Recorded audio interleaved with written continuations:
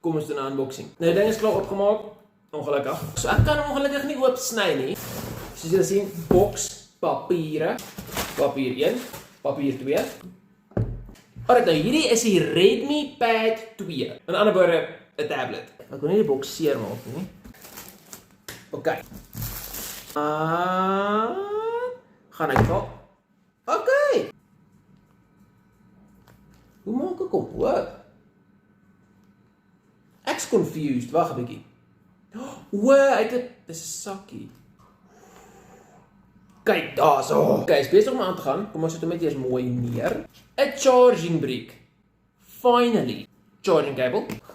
Boekie en nog 'n boekie. Xiaomi HyperOS.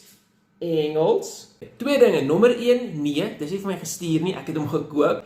En nommer 2, ek gaan 'n review doen oor hom oor 'n paar dae. Ek gaan hom gebruik en allerlei tasks met hom probeer doen. En ja, lekker dag mense. En totsiens.